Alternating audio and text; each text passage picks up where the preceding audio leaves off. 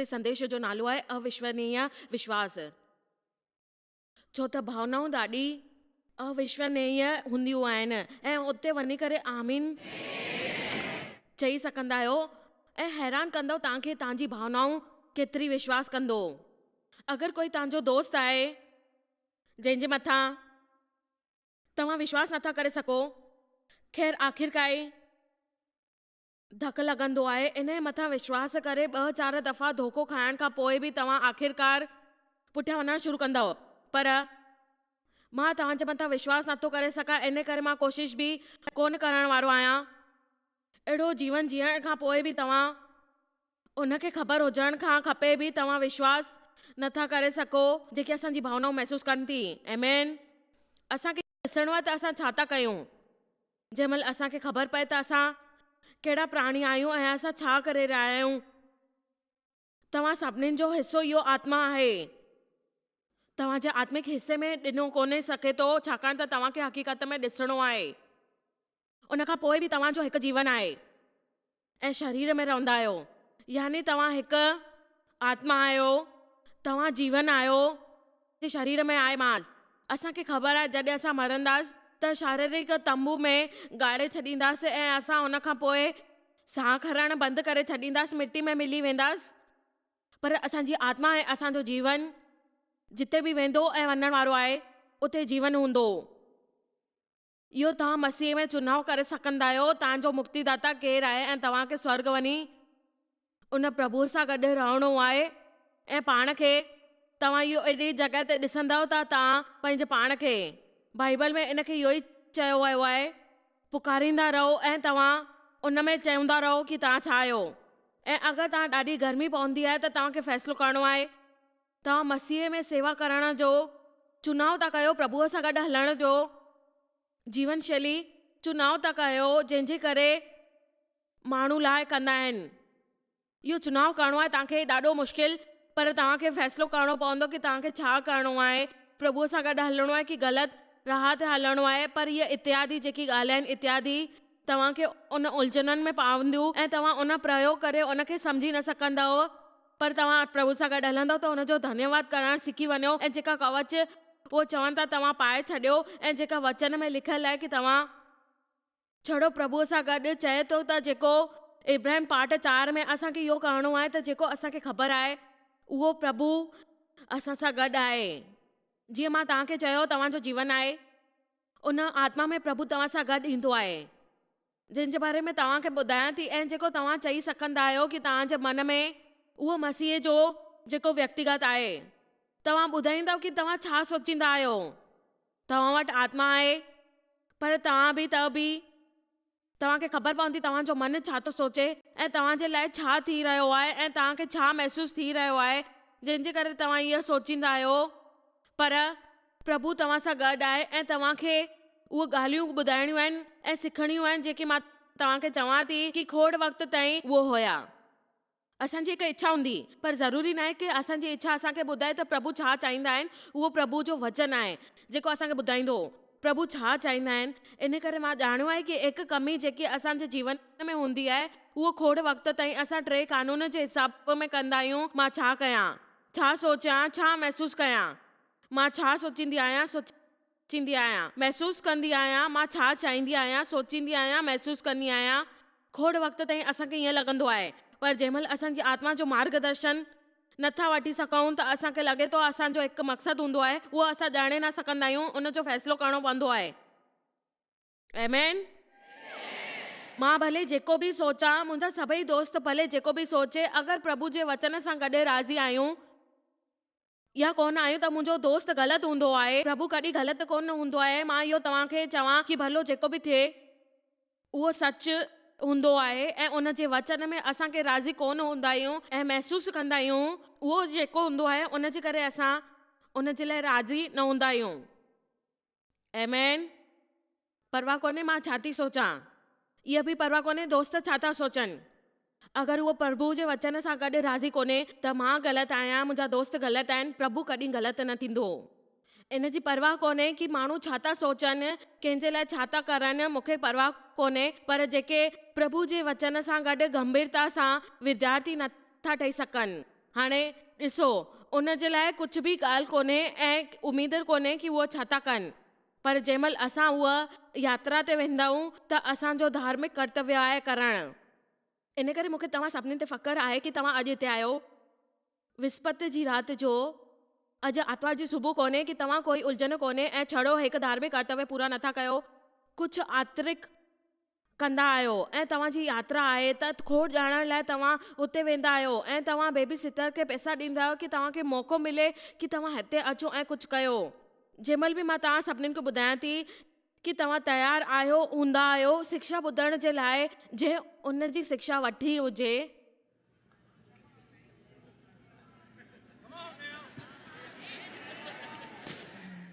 पर उहो हाणे बि तयारु न हूंदा आहिनि पंहिंजे लाइ उन वचन जो अध्ययन करण जे लाइ, पंहिंजे पाण लाइ। मूंखे ख़ुशी आहे कि तव्हां बाइबल पढ़ंदा आहियो। तव्हां बाइबल पढ़ण खां वधीक करण जी ज़रूरत आहे। तव्हांखे बाइबल जो अध्ययन करण जी ज़रूरत आहे। इहो बढ़िया आहे कि तव्हां इन हफ़्ते कुझु संदेश ॿुधंदव, पर तव्हां आर्तवार सुबुह ताईं उन जो अधिकार हिसे ताईं उहो पूरो करे सघो। इहो तव्हांजे लाइ ॾाढो ज़रूरी आहे कि तव्हां इन खे नोट्स ठाहियो ऐं मदद मिलंदी तव्हांखे ऐं तव्हां कॉन्फ्रेंस में अची करे शिक्षाउनि में ॻाल्हाए सघंदव ऐं वरी वरी तव्हांखे ख़बर पवंदी कि तव्हां छा था कयो ऐं तव्हांजी दिलि जी गहराई में कोन्हे। इन जो मतिलबु इहो आहे त तव्हां उन जी मदद कोन मिली आहे। सच इहो आहे कि अगरि तव्हां इन खे ॾिसंदव त तव्हांखे ख़बर पवंदी कि तव्हांजे अंदरि हिसे अचण में छा सचपच ॻाल्हियूं आहिनि ऐं उन जो नतीजो तव्हांखे छा थो मिले ऐं सुठो थो मिले, इहो तव्हांखे सम्झणु खपे। जेकी ॻाल्हि आहे उहो प्रभु जा वचन हासिल करे उन खे सोचण जी एतिरो खोड़ वधीक करे सघंदव ऐं तव्हांखे इहो लॻंदो कि तव्हां पैसा लॻाया, पौधा लॻाया प्रभु जे वचन जा। तव्हांखे लागत करणी पवंदी प्रभु जे वचन में। असां सभई तरीक़े सां शयूं वठंदा आहियूं, पर प्रभु जो सिखण वारी कुझु किताबूं DVD असां छो न वठी सघंदा आहियूं? छो त असांखे लॻंदो आहे कि तव्हांखे आत्मा में उत्साहित रखंदो आहे। तव्हांजी आत्मा में तव्हांखे प्रभु जे वचन खां सुख ॾींदो। आमीन। छो त प्रभु जो वचन ज़रियो ऐं प्रबल आहे ऐं तव्हांखे हुनखे सक्रिय ताक़त ॾियण वारो, असर विझण वारो, प्रयोग योग ऐं हर हिकु दोहरारी जेकी तलवार ॿी चौके खां हूंदी आहे ऐं वचन दोहराइण खां पोइ निकिरी करे तव्हांखे लिखणा आहिनि। इन जो मतिलबु आहे कि इन हफ़्ते तव्हांखे खोड़ ॼणा हिन हफ़्ते ऑपरेशन थियण वारो आहे ऐं तव्हां सुठा लॻंदा आहियो। पहिरीं संगीत ॿुधाईंदा आहियूं तव्हांजे सुर खे मटाइण लाइ, जीअं तव्हांखे शुरू कयो ऐं घणो करे तव्हां उन खे वञी करे झाड़ुनि सां कटण वारी जेकी कैंची हूंदी आहे, तव्हां दोहरारी तलवार आहे जेकी ॾाढी चौखी हूंदी आहे ऐं तव्हांखे आत्मा में अलॻि अलॻि करे वार कंदियूं आहिनि। आत्मा ऐं जीव क़रीब हूंदा आहिनि। संभव आहे कि जेको जहिड़ा कोन्हनि पर इन जो ठिकाणो पासे में हूंदो आहे ऐं अंदर में तव्हांखे ख़बर पए कि खोड़ दफ़ा तव्हां मुश्किल में हूंदा आहियो। सुञाणण जे क़ाबिल हुजण खां पोइ बि तव्हां चाहींदा आहियो कि सचपच प्रभु जी इच्छा आहे कि तव्हां पंहिंजी इच्छा, छो त सचपच जॾहिं असांखे काई शइ जी ज़रूरत हूंदी आहे त असां उन खे चवंदा आहियूं त असांखे इहो महसूसु कोन कंदा आहियूं कि असांजे लाइ ॾाढो सवलो हूंदो आहे, पर असांखे ख़बर आहे कि प्रभु जे असांजे लाइ इच्छा हूंदी आहे त असांखे मदद मिले। तव्हांजे साम्हूं वचन जे ग़लति तरीक़े सां दोहराईंदे ऐं उन खे संदर्भ मां ॿाहिरि बीठी हूंदी आहियां, उहो जेको मां कयो आहे। 1 कोरिन्थियंस 2:14-15 ॿुधाईंदे शारीरिक मनुष्य खे आत्मिक मनुष्य जे बारे में, शारीरिक मनुष्य दरअसल हूंदो आहे। 1 कोरिन्थियंस 1 वचन में 3 तरीक़े सां मनुष्य जे बारे में ॿुधाईंदो आहे ऐं हुनखे उन्हनि जे बारे में टिनिनि जे बारे में पाण वारो आहे ऐं शारीरिक मनुष्य आत्मिक मनुष्य खे नथो सम्झी सघे। ऐं अगरि तव्हां कंहिंसां ॻाल्हाईंदा आहियो त मसीह में कोन हूंदा आहियो, इन खे तव्हांखे पंहिंजी पैसा ॾियण वारी इच्छा सम्झो। तव्हां छा करे रहिया आहियो हफ़्ते में? हिते अची करे छा था कयो? तव्हां सम्झो नथा तव्हां छा करे रहिया आहियो, तव्हांजो छा आहे। आमीन। पर जेकी ॻाल्हि आहे सच में तव्हांखे सम्झणी आहे त तव्हां उमेद न रखो, पर जेको मुंहिंजो मन हूंदो आहे, दिमाग़ हूंदो आहे, उहो मुंहिंजी ॻाल्हि शारीरिक रूप सां सम्झे थो, पर पंहिंजी आत्मा खे तव्हांखे उन मनुष्य रूप में ठाहिणो आहे जेको तव्हांजे लाइ सचपच मार्गदर्शन कंदो। खोड़ मौक़नि ते तव्हांखे ॻाल्हाइण सम्झंदी आहे प्रभु चाहिनि था, उहो उमेद रखी करे अविश्वासी न थियो ऐं उहो तव्हांजे जीवन में आयो आहे खोड़ दफ़ा तव्हांजा कम करण लाइ, ऐं तव्हां उनखे सम्झो घटि में घटि एतिरो वर्तमान में जेको बि थींदो उहो तव्हांखे ख़बर हूंदी कि छा आहे छा न आहे, ऐं तव्हांजे लाइ प्रभु चवंदा आहिनि कि उनखे यादि करे मां चवंदी आहियां। मूंखे हाणे बि ख़बर आहे कि छो थियणु खपे, मूंखे हाणे बि ख़बर आहे कि प्रभु छा थो करे, ऐं ॼाणण जी कोशिशि वधीक कंदी आहियां कि प्रभु मूंखे छा महसूसु कराए रहियो आहे, ऐं मां मुंहिंजे ख़्याल सां पुछंदी आहियां। मूंखे ईअं लॻंदो आहे कि जेको मां महसूसु कंदी आहियां इहो वॾो सुवालु हूंदो आहे अंदर में, ऐं असांखे ख़बर पवंदी कि प्रभु असांजे लाइ छा करे रहियो आहे। मां कल्ह राति जो सुम्हण वक़्तु तॾहिं ठीकु ठाक हुयमि, अॼु सुबुह जो उथी करे ॾिठो त मां चिड़चिड़ी थी वई हुयमि। मूंखे इहो महसूसु छो थियो? मूंखे हक़ीक़त में भरोसो आहे कि खोड़ सारी भावनाऊं आहिनि जेकी पाण में ॻाल्हाईंदियूं आहिनि, पंहिंजी समस्या जी जड़ हूंदी आहे, ऐं असां सम्झी न सघंदा आहियूं जेके असांखे ख़बर आहे लिखियलु हूंदो आहे। उहो थियण जे लाइ सच जी ज़रूरत आहे, तव्हांखे सच जो सामनो करणो पवंदो। यूहन्ना 8:31-32 में लिखियलु आहे कि अगरि तूं मुंहिंजे वचन में ठहियलु रहंदे त सचपच हली वेंदे ऐं तव्हांखे सच सां आज़ाद मिलंदी, ऐं तव्हां उन वचन खे सम्झी वेंदव। न त असांजो जीवन धोखे में ई रहिजी वेंदो, ऐं उन तरीक़े सां हमेशह ग़लति ॻाल्हियूं थींदी रहंदियूं ऐं ग़लति चुनाव थींदा रहंदा। तव्हांखे ख़बर पवंदी त तव्हां छा ग़लति करे रहिया आहियो, ऐं तव्हां हमेशह ग़लति में हलंदा रहंदव, ऐं तव्हां सिखी न सघंदव सच छा आहे। अगरि असां इन ॻाल्हि ते पुठियां न पवंदसि त असांखे सम्झ में न ईंदो त हक़ीक़त छा आहे, ऐं ग़लति में ही असां हक़ीक़त सम्झी वेंदासीं। तव्हां सां गॾु 20 साल पहिरीं हुजणु ऐं तव्हां में खोड़ सारी भावना हुजणु, ऐं तव्हांखे सम्झणु खपे कि तव्हां शायदि इन भावनाउनि सां गॾु कुझु वञी करे सिखो था, ऐं पर मुंहिंजे ख़्याल सां असांखे इहो सम्झणो आहे ऐं असांखे इहो क़ाबू करणु सिखणो पवंदो कि असांजी कहिड़ी ज़रूरत आहे, ऐं असां पाण ते क़ाबू करण वारी जेकी शयूं उहो हुनखे हटाए छॾींदासीं। मूंखे यादि आहे सालनि जा साल गुज़री विया, पर मां इहो सिखियो जेको प्रभुअ मूंखे खोड़ सारी ॻाल्हियूं सेखारियूं आहिनि, ऐं मां उहो शुरू कयूं, जंहिंजे करे मूंखे अॼु बि इहो महसूसु थींदो आहे त मां पंहिंजी उन ग़लति भावनाउनि सां आज़ादु थी वई आहियां जेकी इच्छा शक्ति हूंदी हुई उन जी इस्तेमालु कई। मुंहिंजी ॿुधी तव्हां ग़लति करण जी इच्छा खे तव्हां सही नथा चुनाव करे सघो, ऐं ग़लति इच्छा तव्हांखे हमेशह हाराईंदी। तव्हांखे ॿुधो मां छा चयो, तव्हां ग़लति जो चुनाव न कयो, सम्झेव? जेसिताईं तव्हां इहो नथा सम्झी सघो, तव्हांजे जीवन में लगातार समस्या ईंदी रहंदियूं। असांखे ख़बर आहे कि सही आहे, तेसि ताईं जीवन में समस्या लगातार हूंदियूं। तव्हां मां घणा माण्हू इन सभा में आया आहियो, प्रभु सां गॾु प्यारु कंदा आहियो, पंहिंजे जीवन में उहो शयूं चाहींदा आहियो जेको इन वक़्तु कंहिंसां गुस्सा आहियो,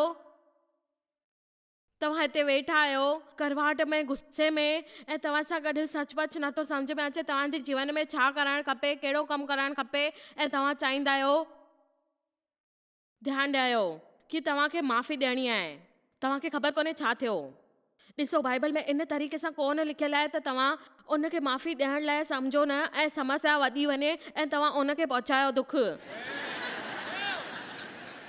उचित हूंदो आहे त असां पाण ख़ासि माण्हुनि खे ॾिसूं। असां सभिनीनि खे इहो सोचणु खपे कि इहो सुठो नथो लॻे या सुठो थो लॻे। असांखे ख़बर हूंदी आहे कि छा वचन आहे ऐं कंहिंजे लाइ सही हूंदो आहे, ऐं असां महसूसु कंदा आहियूं त कीअं इहो महसूसु थियो ऐं असां उन मुश्किल वक़्त में कहिड़ो कमु कया आहिनि, ऐं असां पंहिंजे पाण खे पालन पोषण में छा कयो आहे, ऐं जेको जो कयूं था जेको ॾाढो आत्मिक आहे। जॉइस, तव्हांखे ख़बर कोन्हे मूंसां छा थियो आहे, पर तव्हांखे ख़बर हुजे कि असांजी भावनाऊं असांखे छा करे रहियूं आहिनि ऐं सहन कंदियूं आहिनि। पर मां हिते बीह करे तव्हांखे ॿुधाए थी सघां, इन जे लाइ तव्हां बेकाबू थियण जी ज़रूरत कोन्हे। तव्हांजे आसे पासे में मुड़ी करे इहो ॻाल्हियूं चओ, तव्हां उन मुदे ते अची वेंदो जेको तव्हांखे करिणो आहे। हर हुन भावना खे क़ाबू करे था सघो जेके तव्हां उन अनुसार वग़ैरह कंदव त तव्हां मौजूदु आहियो।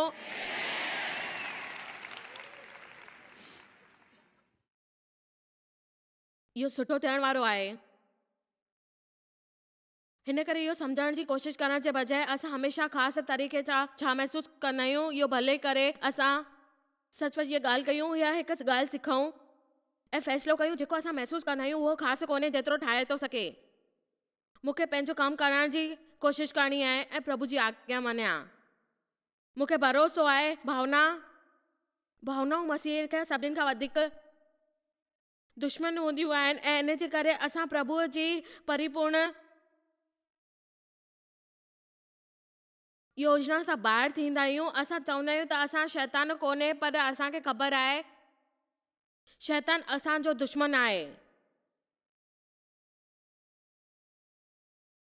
उहो असांजी भावनाउनि जो इस्तेमालु करे कुझु माण्हू भावनाउनि में अची करे आराधना कंदा आहिनि, पर कुझु माण्हू ईअं न कंदा आहिनि छाकाणि त उनखे हिन तरीक़े सां महसूसु कोन थींदो आहे।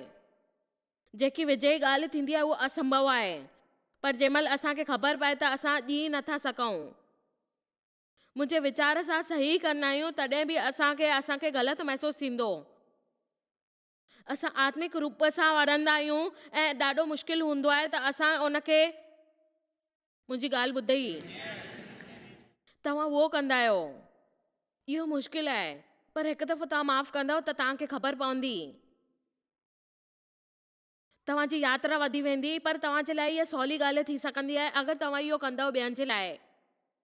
ऐं अगरि तव्हां कयो था, माण्हू कुझु बि सोचनि, तव्हां प्रभु लाइ था कयो ऐं तव्हां जेको कंदव त प्रभु तव्हांजे लाइ कंदो ऐं तव्हां हुनखे मञींदव। आमीन। इन करे बाइबल जे हिसाब सां असां खोड़ माण्हुनि सां प्यार कयूं था। असां पंहिंजे शत्रु खे मञींदा आहियूं। असांजो शोषण ऐं दुर्व्यवहार करण वारो उनखे प्यार कंदा आहियूं। जॾहिं असां इहो कंदा आहियूं त प्रभु असां वांगुरु हूंदा आहिनि, असांखे इनाम मिलंदो आहे इन जे बदिले में। पर जॾहिं असां इनखे न ॿुधंदासीं, भावनाउनि जे ज़रिए असां इहो न कंदासीं, पर माण्हू जेके प्रार्थना कंदा आहिनि ऐं माफ़ु करण जी कोशिशि कंदा आहिनि, इनखे महसूसु कोन कंदा आहिनि, पर उन जे बारे में अलॻि महसूसु कोन कंदा आहिनि। इन करे उहो इहो मञी वठंदा आहिनि कि उन्हनि ॿियनि खे माफ़ु कयो। घड़ी घड़ी उन्हनि खे पहाड़ जी आसे पासे में घुमंदा रहंदा आहिनि ऐं क्षमता दान में करे करे उन सां प्यार बि कंदा आहिनि, पर जेकी भावना हूंदी आहे उहो उन्हनि खे रोमांचक करे छॾींदी आहिनि ऐं महसूसु कंदा आहिनि संबंध ठाहिण में। आमीन। असांखे फ़ैसिलो वठण जी ज़रूरत आहे। तव्हां फ़ैसिलो वठो। असांखे इहो करणु सिखणु खपे ऐं जेको सही हुजे ख़ासि करे असां उहो कयूं। माण्हू जाम दफ़ा भावनाउनि खे परमेश्वर जी इच्छा सम्झी वठंदा। असां शायदि कहिड़े मॉल में वञी करे चमकीली शइ ॾिसी वठूं, उनखे वठण लाइ उतावला थी वञूं, उहो वठी छॾियूं। मुंहिंजो मतिलबु आहे कि उहो ॻाल्हियूं मूंखे रोमांचित करे छॾींदियूं आहिनि, ख़ुशी कंदी पयूं आहिनि ऐं असां हुन खां बहितर महसूसु कंदा आहियूं। खोड़ वक़्त खां पोइ मूंखां मिलियो, इहो मूंखे मिली वियो। जॾहिं असां हुन ॻाल्हियुनि में पइजी वेंदा आहियूं त असांखे ख़बर पवंदी आहे त असां छा करे रहिया आहियूं। ऐं मॉल में इन तरह सां अचण वारी जेकी ॻाल्हियूं थींदियूं आहिनि, असांखे भरोसो हूंदो आहे कि प्रभु असांखे इन दिशा में वठी थो वञे जिते अचण वारा असांखे सभु कुझु ख़बर पवंदी त असां हिन हफ़्ते छा था कयूं। पर इन हफ़्ते सेल लॻल आहे। प्रभु तव्हांजी महिरबानी महिरबानी। पर तव्हांखे ख़बर आहे उहो सभु प्रभु थींदा आहिनि। प्रभु तव्हांजे हुते अगुवाई करे सघंदा आहिनि, तव्हांखे आशीष ॾियणु चाहींदा आहिनि। तव्हां चवंदव, हा कीअं ॼाणो था प्रभु, इन जे बारे में कुझु सवाल न कयो। छा इहो ख़रीदी करण ते तव्हांजे मथां आर्थिक दबाव पवंदो?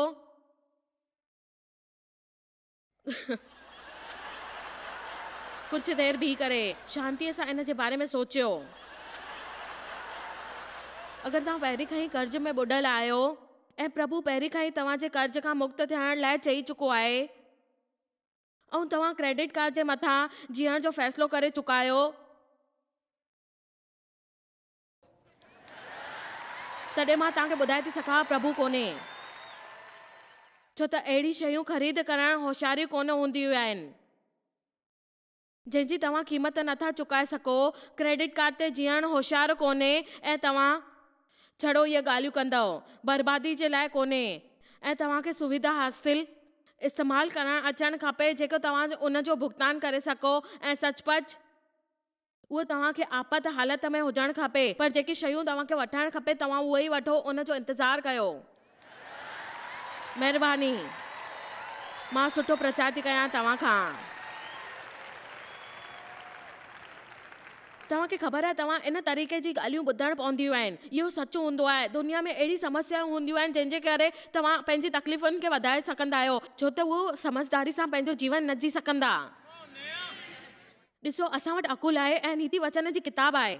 छा तव्हां सचमुच विश्वास कंदा आहियो नीति वचन जी किताब तव्हांखे भावनाउनि जे ज़रिए इहो सेखारींदी आहे कि तव्हां उहो सभु शयूं वठी सघो ऐं जंहिंजे करे तव्हांखे ख़बर पए त तव्हां वटि पैसा ई न हुजनि ऐं तव्हांजो जीवन हमेशह इहो थी वञे कि तव्हां वटि पैसनि जी कमी हुजे।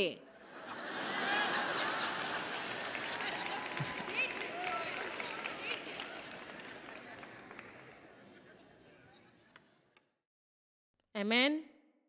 मां चाहींदी आहियां कि तव्हां आर्थिक शिक्षा सिखो ऐं शांती मिलेव, जंहिंसां तव्हांखे शांती मिले। ऐं मां चाहींदी आहियां कि तव्हां उन ॻाल्हियुनि खे सिखो।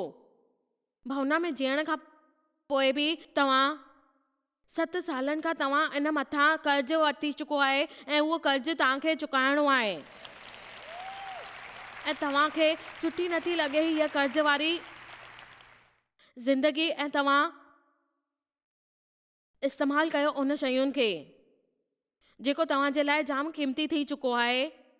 पोइ बि तव्हां उन खां उदास थी वेंदा आहियो ऐं तव्हां हिकु आर्थिक चमत्कार जी ॻाल्हि कंदा आहियो। प्रभु छो न कंदा आहिनि? छो त उहो असल में तव्हांखे हिकु सबक़ु सेखारणु चाहिनि था। तव्हां उहो सबक़ु सिखो ऐं तव्हांखे ख़बर पए त तव्हां ख़र्च घटि कयो ऐं तव्हांखे ख़बर पए शयुनि जे बग़ैर कीअं जीवन कटे सघिबो आहे ऐं तव्हां उन सां प्रभु तव्हांजे मथां अनुग्रह कंदा आहिनि ऐं अचण वारा जेका 7 साल गुज़रंदव ऐं तव्हां उन खां कर्ज़ मुक्त थी वेंदव ऐं तव्हांजी ज़िंदगीअ में हमेशह ख़ुशहालता थी वेंदी। पर तव्हां भले कुझु बि कयो, महिरबानी करे उन पहाड़ जे आसे पासे में चकर न हणो जंहिंजी उमेद इहा ई उमेद थी कयां कि छड़ो तव्हां इहा ॻाल्हि ॾिसो न ॿुधो। मां हक़ीक़त में कीअं ॾेई सघां? तव्हां छड़ो इन करे न अचो कि टीवी प्रचारक असल में कीअं ॾिसण में ईंदी आहे।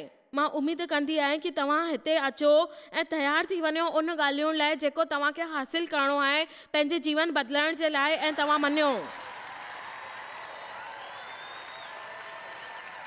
हा, इहो मुश्किल आहे पंहिंजी भावनाउनि सां गॾु जीअण, पर छड़ो इन करे तव्हांखे गुस्सो न थियणु खपे। कंहिं मुंहिंजी भावनाउनि खे ठेस पहुचाई त मां उन जे लाइ गुस्सो थी वञा, इहा ग़लति ॻाल्हि आहे। जेको खोड़ ॾींहंनि ताईं वेंदो आहे उन खां वधीक उमेद हूंदी आहे। तव्हां मां कुझु ॼणा प्रभुअ खां अहिड़ी शयूं जी उमेद कयो जंहिंजे लाइ तव्हां ज़िमेदारी खणण जे लाइ तयारु न हुजो, पर तव्हांखे ख़बर आहे कि तव्हांजी भावनाऊं उन ज़रिए तव्हांखे हमेशह चवंदी प्रभुअ लाइ। असां पंहिंजे पाण लाइ पंहिंजी भावनाउनि ते भरोसो नथा करे सघूं। असां सही करण लाइ सिखणु खपे ऐं असां उहो बिल्कुलु सम्झूं। मूंखे ख़बर आहे त इहो मुश्किल लॻंदो आहे, पर इहा बि सची ॻाल्हि आहे। खण सां मदद मिलंदी ऐं भावनाउनि खे असां पंहिंजे मथां कॾहिं बि काबू करणु न ॾींदासीं। इन करे महिरबानी करे इन साधननि जो फ़ाइदो वठो। असांखे तव्हां ताईं प्रभु जा वचन पहुचाइणा आहिनि ऐं मूंखे ख़बर आहे प्रभु जा वचन तव्हांखे मदद ॾींदा। तव्हांखे शायदि ख़बर कान्हे तव्हां जॉयस मेयर मिनिस्ट्री लाइ केतिरा महत्वपूर्ण आहियो। असां तव्हांजी क़दुरु कयूं था ऐं पंहिंजे दोस्तनि ऐं भागीदारनि खे धन्यवाद करियूं था जंहिंजे करे दुनिया भर में सेवा करणु मुमकिन थियो आहे। असां मिली करे बुखियनि खे खाराईंदा आहियूं, ग़रीबनि खे कपिड़ा ॾींदा आहियूं ऐं देश खे हिकु शुभ संदेश ॾेई रहिया आहियूं। महिरबानी करे अॼु ई jmmindia.org ते असां खां संपर्क कयो। प्रार्थना जे लाइ, विनती करण जे लाइ, असांजे संसाधनों जे बारे में ऐं वैदिक ख़बर वास्ते, जॉयस जी सभाउनि जो वक़्तु ॾिसण वास्ते, असांजा भागीदार ठहण वास्ते, जीअं असीं सॼी दुनिया में मसीह जो प्रेम विरायूं। हाणे ॾिठल प्रोग्राम जा प्रायोजक हुया जॉयस मायर मिनिस्ट्रीज़ जा दोस्त ऐं भागीदार।